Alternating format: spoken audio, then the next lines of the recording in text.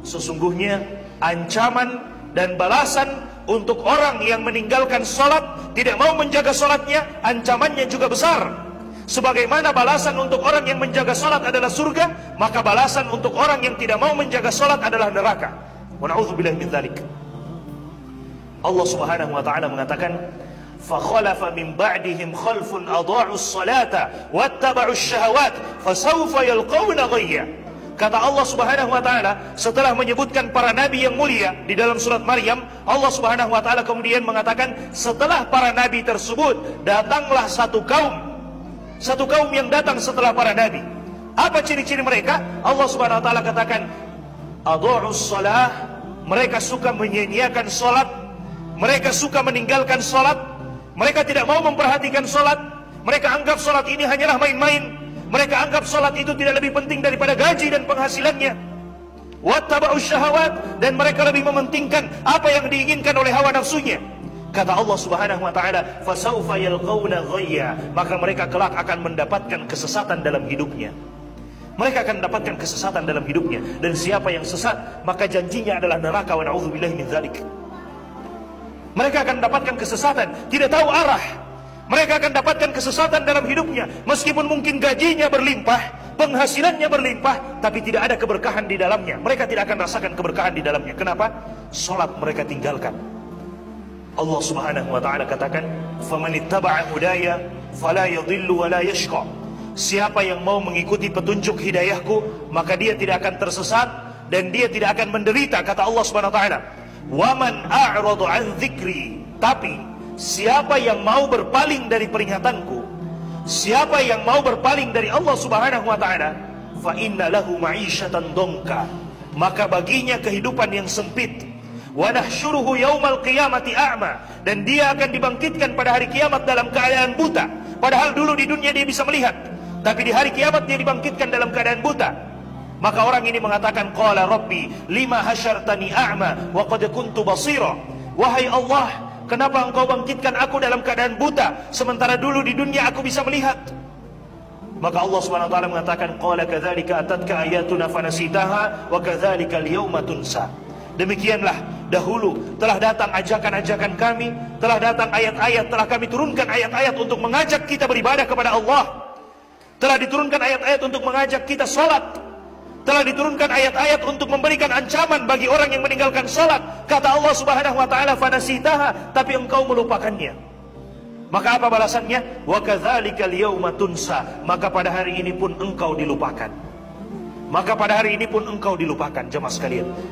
Ketika kita meninggalkan Allah, ketika kita tidak mau salat, padahal salat itu adalah bentuk kita ingat kepada Allah Subhanahu wa taala. Ketika azan dikumandangkan, hayya 'alas shalah, ayo kita mendirikan salat. Hayya 'alal falah, ayo kita menuju kepada kemenangan. Kemudian kita lupa dengan Allah, kita tidak mau ingat dengan Allah Subhanahu wa taala. Kelak balasannya pada hari kiamat, Allah juga akan melupakan kita. Wa na'udzubillahi min dzalik. Allah akan melupakan kita karena kita di dunia melupakan Allah Subhanahu wa taala. Balasannya, al jazaa'u min jinsil amal. Balasan sesuai dengan apa yang kita lakukan. Kalau kita lakukan baik, maka kita akan dapatkan baiknya, balasan yang baik. Kalau kita lakukan buruk, maka kita akan dapatkan balasan buruknya. Kita meninggalkan salat, maka balasannya Allah juga akan meninggalkan kita. Kita menjaga salat, maka balasannya juga Allah akan menjaga kita. Jemaah sekalian yang dimuliakan oleh Allah Subhanahu wa taala. Kemudian Allah Subhanahu wa taala berfirman di dalam Al-Qur'an menceritakan tentang orang-orang kafir yang dilemparkan ke dalam neraka. Setelah mereka dilemparkan ke dalam neraka, Allah Subhanahu wa taala kemudian bertanya, "Ma salakakum fi saqar?" Wahai penduduk neraka, apa yang menyebabkan kalian dilemparkan ke dalam neraka saqar? Maka mereka menjawab, qalu lam naku minal musallin. Mereka mengatakan, karena dulu di dunia kami tidak termasuk orang yang menjaga salat. Karena dulu di dunia kami tidak termasuk orang yang suka menjaga salat. Kami lebih pentingkan gaji kami lebih pentingkan penghasilan kami daripada salat. Hubungan kita dengan Allah Subhanahu wa taala, berapa gaji kita, itu pemberian dari Allah Subhanahu wa taala. Dan Allah Subhanahu wa taala mampu memberikan sesuatu yang lebih besar daripada itu. Tapi kadang kita lupa, Allah sudah memberikan gaji kepada kita, Allah sudah memberikan penghasilan kepada kita, lalu kita lupa dengan yang memberikan itu. Kita lupa dengan Allah Subhanahu wa taala yang memberikan itu kepada kita semuanya. Bapak Ibu jemaah sekalian yang dimuliakan oleh Allah Subhanahu wa taala, persoalan salat ini adalah persoalan yang sangat besar. Persoalan yang pertama kali akan dihisab oleh Allah Subhanahu wa taala antara kita sebagai seorang hamba dengan Allah Subhanahu wa taala. Hak Allah yang pertama kali akan dihisab, dihitung nanti pada hari kiamat adalah salat kita. Awwalu ma yuhasabu bihil 'abd as-shalah. Yang pertama kali dihisab dari seorang hamba adalah salatnya. Hubungan kita sesama manusia yang pertama kali dihisab adalah persoalan harta, persoalan darah.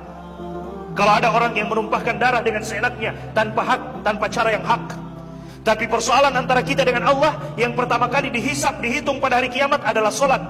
Kata Nabi SAW, "Idza saluhat, saluha sairu amalihi." Jika solat kita baik, maka amalan-amalan yang lainnya juga akan ikut menjadi baik. Tapi jika solat kita buruk, maka amalan-amalan yang lainnya juga akan ikut menjadi buruk. Karena solat dapat mencegah kita dari perbuatan yang keji dan perbuatan yang buruk. Inna salata tanha 'anil fahsya'i wal munkar. Sesungguhnya solat ini dapat mencegah kita dari sesuatu yang buruk. Kalaupun kita terjatuh, maka dengan solat itu kita akan dibuat bisa kembali kepada Allah Subhanahu wa taala. Bisa langsung bertaubat kepada Allah Subhanahu wa taala. Kenapa? Karena kita menjaga solat kita. Jaga solat Bapak Ibu jemaah sekalian. Dunia ini sementara. Tidak ada yang tahu kapan kita kembali kepada Allah Subhanahu wa taala. Sementara semuanya. Mungkin kita sudah mendengarkan ada orang yang telah meninggal, dia sudah pergi, tinggal mempertanggungjawabkan apa yang telah dia lakukan dan tidak mungkin dia kembali lagi. Seandainya ada manusia yang meninggal kemudian bisa kembali lagi, maka kita bersantai-santai hari ini karena kita yakin kita bisa kembali lagi. Tapi itu tidak mungkin. Tidak mungkin jika kita sudah dipanggil oleh Allah, tidak mungkin kita kembali lagi. Tidak mungkin kita kembali lagi. Dan sebelum Allah memanggil kita, maka Allah memberikan kesempatan kepada kita untuk silakan sholat, silakan beribadah, berbuat ketaatan kepada Allah Subhanahu wa taala sebelum datang waktunya Allah memanggil, dan kita tidak bisa untuk menolak hal tersebut. Bahkan jika ada di antara kita yang mampu membangun satu bangunan yang sangat kokoh untuk melindungi dirinya dari malaikat maut, niscaya tidak akan mampu. Kata Allah Subhanahu wa taala, "Walau kuntum fi burujin musyayyada." Meskipun kita berada di dalam tembok-tembok yang kokoh, di dalam istana-istana yang kokoh untuk melindungi diri kita dari kematian, tidak mungkin kematian akan mendatangi kita. Kematian akan mendatangi kita. Tidak mungkin mereka bisa menjauh dan lari dari kematian tersebut. Maka sebelum kematian itu datang, sholat. Sebelum kematian itu datang, beribadah. Sebelum kematian itu datang, berbuat ketaatan kepada Allah Subhanahu wa taala, karena pasti akan datang kematian itu. Kita tidak tahu kapan akan datang, karena itu merupakan rahasia dari Allah. Karena dia adalah rahasia, maka jangan pernah lalai. Boleh jadi ketika kita lalai, tiba-tiba kematian datang. Wa na'udzubillahi min dzalik. Boleh jadi ketika kita sedang lalai, tidak mau salat, tiba-tiba kematian itu datang kepada kita dan kita tidak bisa berbuat apa-apa lagi pada waktu itu.